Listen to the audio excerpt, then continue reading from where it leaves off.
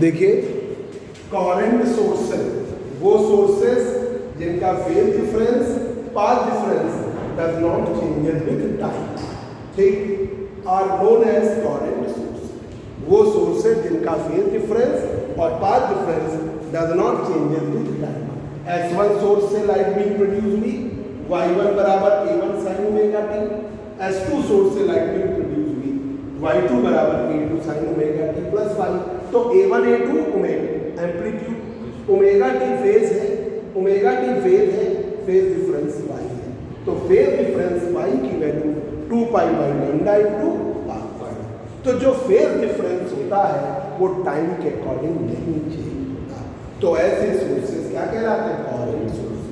दो sources of light whose phase difference and path difference does not changes with time are known as coherent sources। या ये कह सकते हो, दो sources of light whose phase difference does not time varying नहीं होता। तो ऐसे सोर्सेज क्या कहलाते हैं? Coherent sources.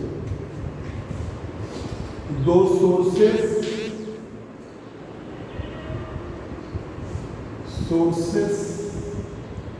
of light whose phase difference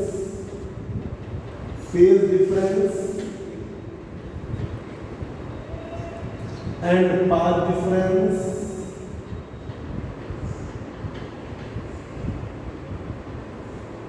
are not time varying,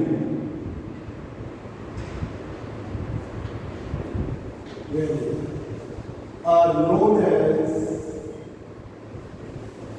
coherent source. उन्हें हम क्या कहेंगे? Coherent source.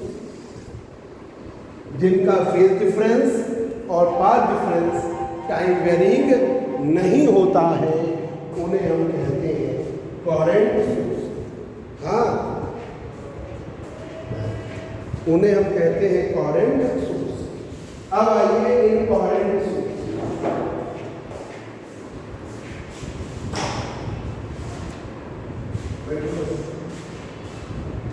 Incoherent sources.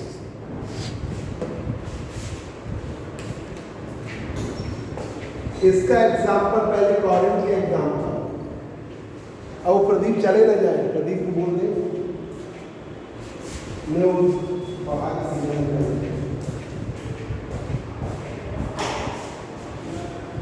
Pradeep sir Manish आ गए तो पढ़ा लो।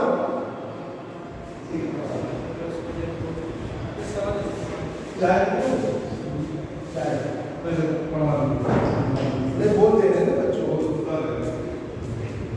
इसका एग्जाम्पल है, पहला कोहेरेंट सोर्सेज S1 S2 बनते हैं यंग डबल स्लिट एक्सपेरिमेंट में कोहेरेंट सोर्सेज बनते हैं।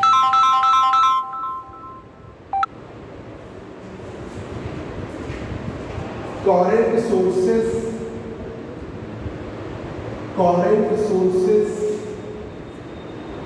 sources are formed in Young's double slit experiment। यार मेरी वायर खराब हो गई, सही नहीं हो रही। क्यों मनीष? वो जो वायर लगाते हैं ना, वो खराब हो गई। हाँ, तो खराब हो गई, तो नई मनमानी बनाई हो। किसके यहाँ?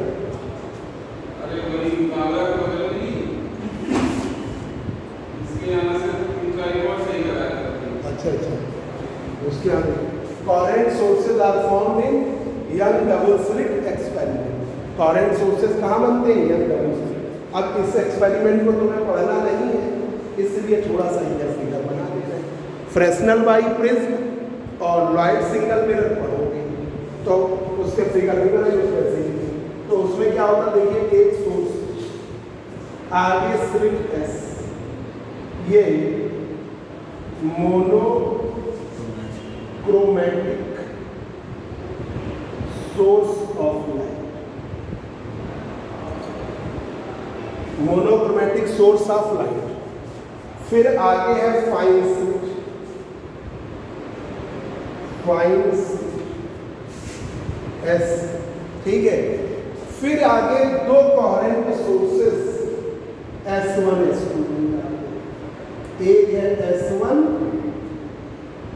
एक है S2, दो कोहेरेंट सोर्सेस S1 और S2 बन जाते हैं।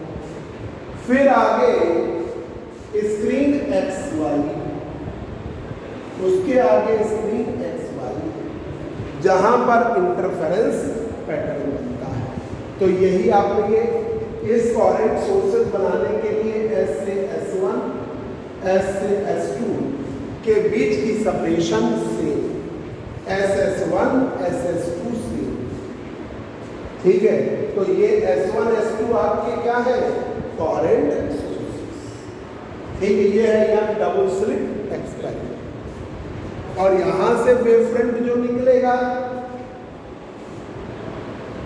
और यहां से जो वेव फ्रंट निकल रहा है वो एक दूसरे को यूनिफॉर्म वे में सुपर इम्पोज करेंगे और bright dark bright dark bright dark pattern, central bright, फिर फर्स्ट डार्क, फिर ब्राइट, फिर डार्क, फिर ब्राइट, फिर डार्क, ऐसा पैटर्न आपको मिलता चला जाए, ठीक है। मनीष थोड़ा उसकी पंखे का वो कम करो, आवाज नहीं, क्योंकि माइक वायर नहीं लगा है ना, धीमे कर चले। तो यहां पर दो स्लिट S1, एक स्लिट है S और आगे दो स्लिट्स S1 S2। तो S1 S2 कोहेरेंट, यहां तो लाइट बीम ने सेम डिस्टेंस ट्रेवल की, यहां से S से S1 सेम है, S से S2 सेम है, तो SS1 SS2 सेम। तो यहाँ पर आपको इंटरफेरेंस पैटर्न यूनिफॉर्म वे में मिलेगा, ठीक है। दूसरा एक्सपेरिमेंट है फ्रेस्नेल बाइप्रिज्म।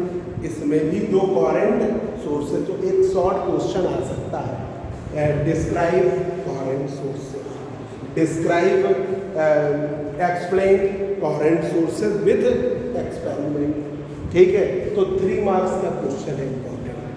अब देखिए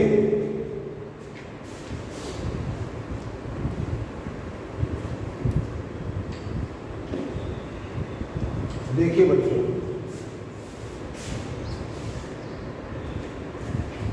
दूसरा एक्सपेरिमेंट है कोहेरेंट सोर्सेज, ऐसे लिख दे रहे हैं, coherent sources are found in Fresnel biprism experiment. Fresnel biprism experiment में कोहेरेंट सोर्सेज बनते हैं। Coherent sources are found in Fresnel biprism experiment. तीसरा देखिए, कोहेरेंट सोर्सेज बनते हैं लॉयड सिंगल मिरर में। Coherent sources are found in Lloyd's single mirror। Lloyd single mirror में coherent sources बनते हैं। हाँ,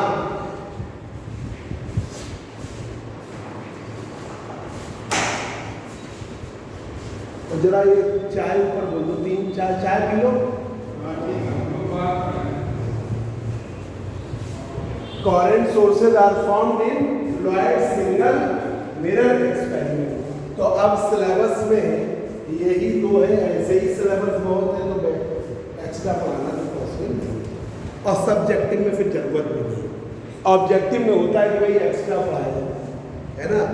अब इन कोहेरेंट सोर्सेज जिनका फेज डिफरेंस और पाथ डिफरेंस टाइम वेरिंग होता है, उन्हें हम क्या कहते हैं, इन कोहेरेंट सोर्सेज। हेडिंग डाल लीजिए, इन कोहेरेंट सोर्स। एक बार बता दें, सब्जेक्टिव पैटर्न में आपको लगातार पढ़ना है, बस ये लगातार की आप स्थिति बना लीजिए। बेटा बैठ जाओ, वो आई है कि नहीं? वो आई है। दोनों लोग बैठ जाओ पढ़ाने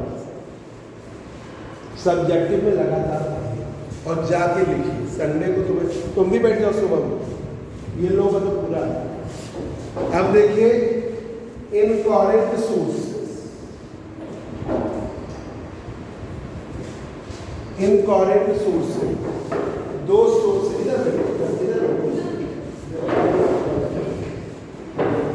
incoherent sources, those sources of light whose phase difference या path difference changes with time or time varying are known as incoherent sources, जिनका phase difference और path difference change होता है time के अकॉर्डिंग, उन्हें हम क्या कहते हैं? incoherent sources। ठीक है, incoherent sources, those sources of light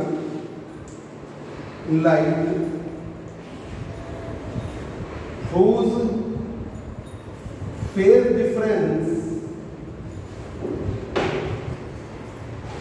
and path difference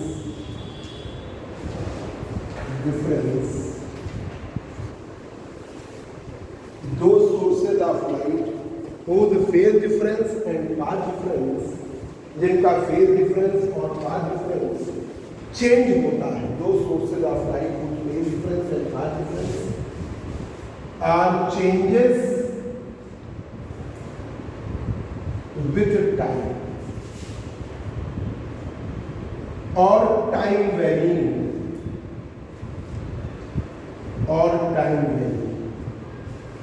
दो sources of light whose phase difference और path difference are changes with time और time varying होता है, are known as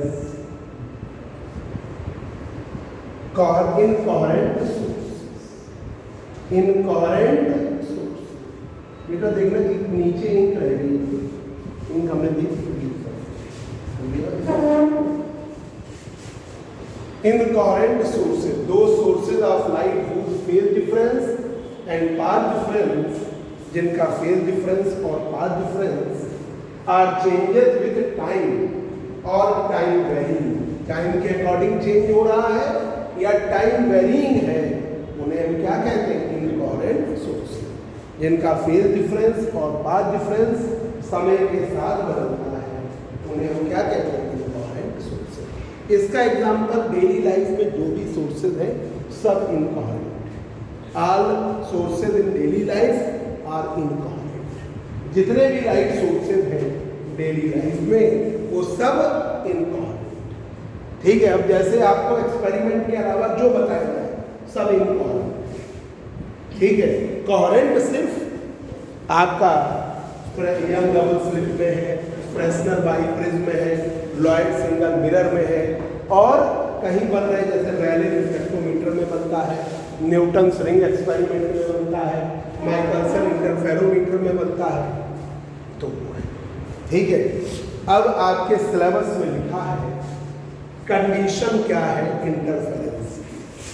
तो कंडीशन इंटरफेरेंस जो हम पढ़ रहे हैं वो है आइडियल इंटरफेरेंस, जो हम पढ़ रहे हैं वो आइडियल इंटरफेरेंस है, या हम उस आइडियल इंटरफेरेंस को कहते हैं sustained interference. Ideal, well defined, regular and periodic interference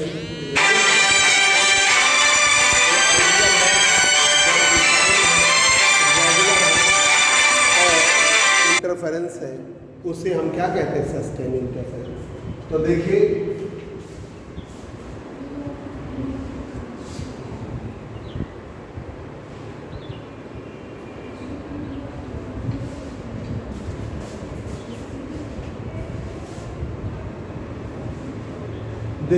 sustained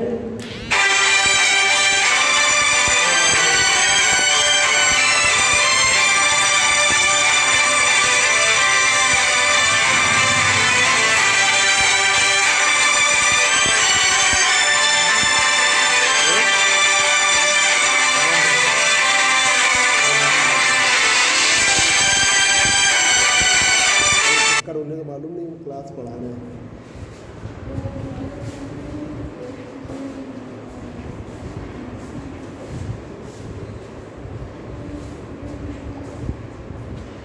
तुम जानते हो क्या? वहीं पढ़े क्या? अच्छा, ये तो डायरेक्टर है। हाँ, ये अभी आए थे 2019 में फर्स्ट ईयर में। सस्टेन और आइडियल इंटरफेरेंस।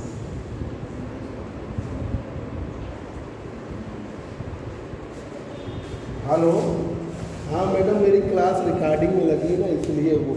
हाँ, नहीं बताइए, कोई बात हो?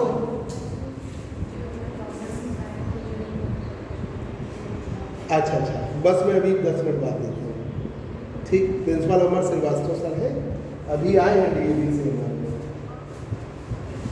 हाँ हाँ ठीक।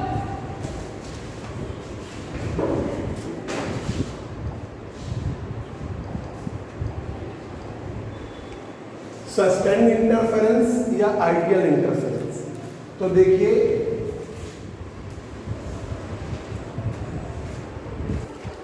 Well defined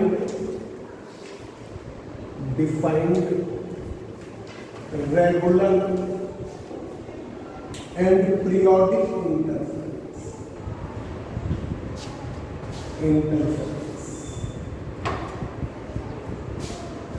well defined regular and periodic. ये शुभम बाहर Pradeep sir, well defined regular and periodic interference.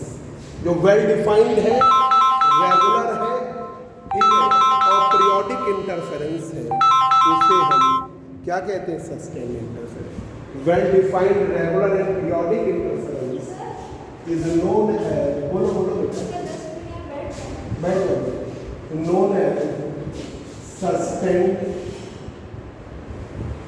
और ideal interference.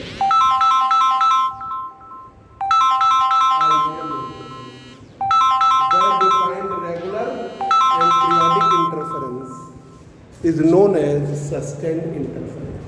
Well defined regular and periodic interference is known as ideal या sustained interference. इस पैटर्न की यह विशेषता है कि पूरे पैटर्न में ब्राइट फ्रिंजेस की इंटेंसिटी सेम है, पूरे पैटर्न में डार्कनेस सेम है। Through the pattern intensity bright की सेम रहेगी, डार्क फ्रिंजेस की darkness through the pattern same है। ये है इसकी condition.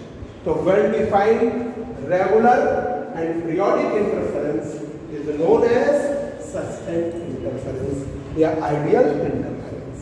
Intensity of bright fringes throughout the pattern is same. Width of fringes throughout the pattern is same.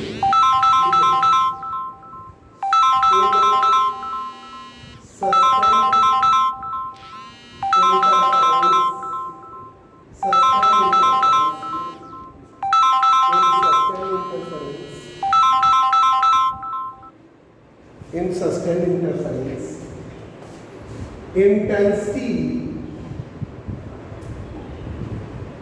of bright fringes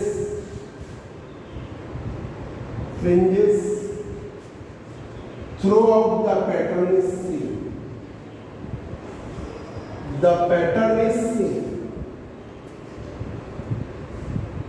Is same. Throughout the pattern is same. Bright fringes की intensity पूरे pattern में same रहेगी।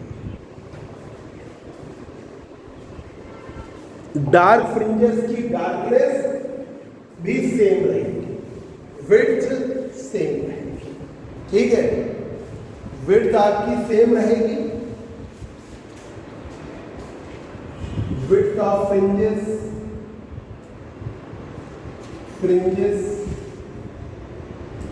will be same. अब ये क्या conditions हैं? ठीक है, conditions of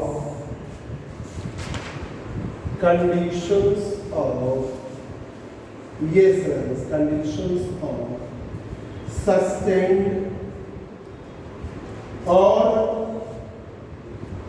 ideal interference, condition of sustain और ideal interference. Condition sustain interference की या आइडियल इंटरफेरेंस की? पहली कंडीशन है लाइट सोर्सेस क्या होने चाहिए? Coherent. Light sources should B coherent. Light sources should B coherent, coherent होनी चाहिए। दूसरी कंडीशन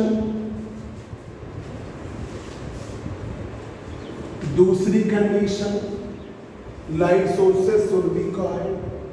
दूसरी कंडीशन आपकी लाइट सोर्सेस मोनोक्रोमेटिक होनी चाहिए। बोल तो रहे हम दो, पर एक्चुअल वे में एक सोर्स से ही दो सोर्सेस बनाए जाते हैं, तो मोनोक्रोमेटिक भी रहते हैं, ठीक है, और आपके फ्रीक्वेंसी भी सेम रहती है। क्यों कर रहा है? देखिए, frequency of interfering beams should be same। Frequency क्या होनी चाहिए? Same. Light sources should be monochromatic. Monochromatic मतलब सिंगल कलर, एक ही कलर। कौन सा कलर? येलो कलर की लाइट यूज होती है, ठीक है। एक ही सोर्स है, सोडियम लैंप, तो सोडियम लैंप से येलो कलर की लाइट प्रोड्यूस होती है, तो वही यूज होता है। अब जैसे लेजर में रेड टाइप की लाइट, पर उसमें इंटरफेरेंस होना बहुत टफ होता है, क्योंकि बहुत ज़्यादा फाइन बीम होती है, वो ओवरलैप प्रॉपर नहीं कर पाती। तो बेस्ट एग्जांपल है सोडियम लैंप। तो light sources should be monochromatic. Light sources should be monochromatic.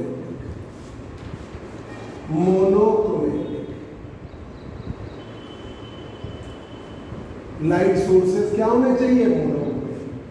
अब next point,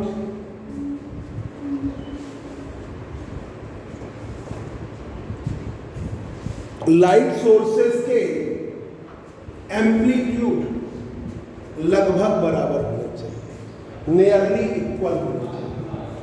amplitude of interfering beam are nearly equal, ठीक है। Amplitudes of interfering beams are nearly, मतलब एम्पलीट्यूड A1 A2 लगभग बराबर। क्या हुआ सर? ठीक है, are nearly equal.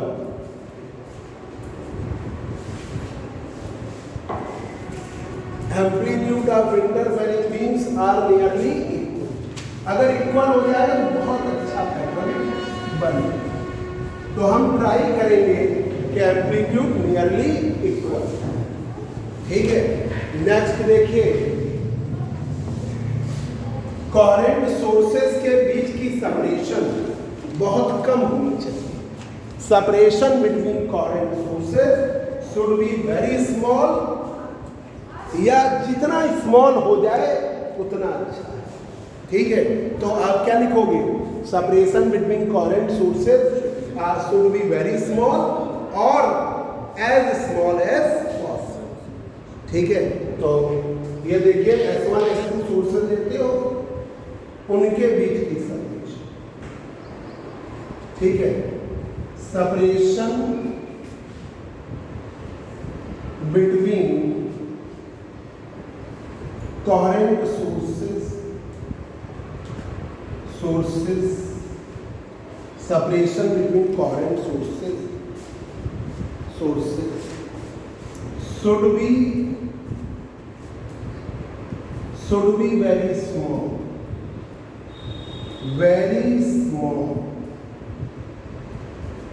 or as small as possible, जितना स्मॉल हो जाए उतना अच्छा, और as small as possible, ये सेपरेशन। एक और पॉइंट, कोहेरेंट सोर्सेस से स्क्रीन के बीच की सेपरेशन लार्ज होनी चाहिए और should be very large as possible. कहाँ तुम सोर्सेस के बीच की सेपरेशन मिलीमीटर में कर रहे हो और स्क्रीन ले रहे हो 1 मीटर, और भी बढ़ा सकते हो क्योंकि सेपरेशन मान लो सेट ना हो पाई। कई जगह वर्चुअल सोर्सेस बनते हैं तो 1 मीटर में नहीं आ रहा है तो 1.5 में चला जाए, 2 में चला जाए, तो सेपरेशन जो है वो आपकी लार्ज होनी चाहिए। तो कोहेरेंट सोर्सेस से S1 S2 से स्क्रीन के बीच की सेपरेशन, ये separation should be very large और as large as possible.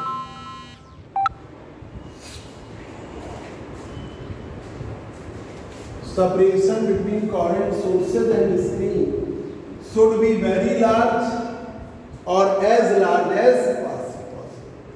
Separation between coherent sources and screen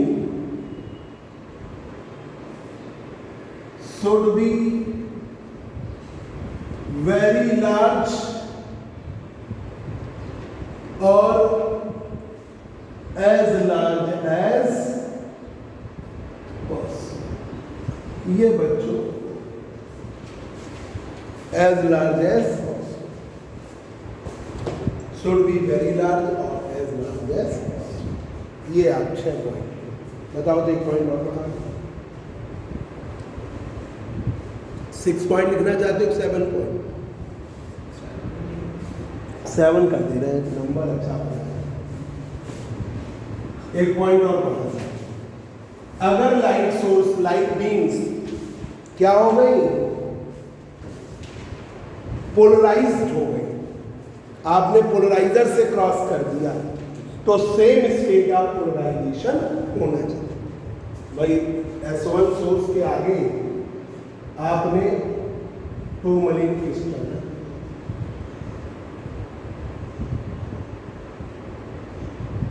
ये वाली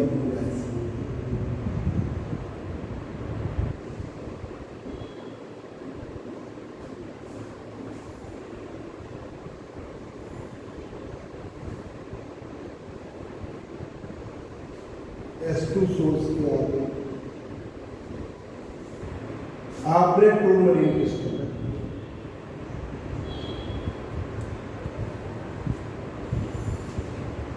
टूरमैलीन क्रिस्टल रख दिया तो सेम स्टेट ऑफ पोलराइजेशन होना चाहिए। If interfering beams are plane polarised then it will be the same state of polarisation. तिरछा थोड़ा बन गया है, सेम स्टेट ऑफ पोलराइजेशन होना चाहिए। If interfering beams, if interfering beams are plane polarized, then it will be the same state of polarization. It will be the same state. ये polarisation same, ठीक है।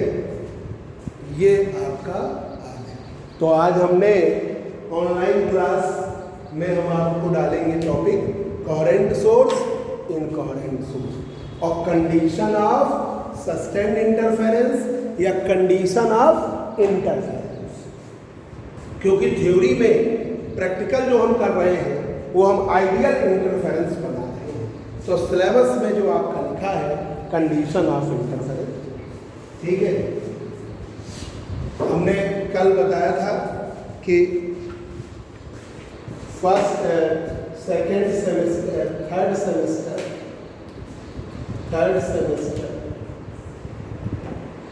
और फोर्थ सेमेस्टर पर semester 3,000 रुपये। ठीक है, और 200 रुपये सेमेस्टर। ठीक है, इनको जानकारी दे पर सेमेस्टर 3,000 रुपये। ठीक है, और पहले मंथ में पहली बार थर्ड में आपको रजिस्ट्रेशन मतलब साल में एक बार।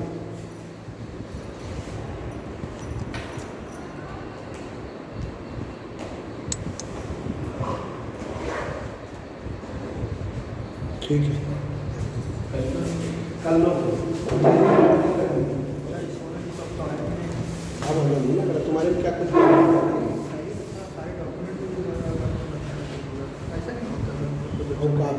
कई बच्चों को एक तिलक करके एक लड़का बलजीत तिलक, उसकी नहीं आई, तुम्हारी नहीं आई है। अब कुछ हम अपडेट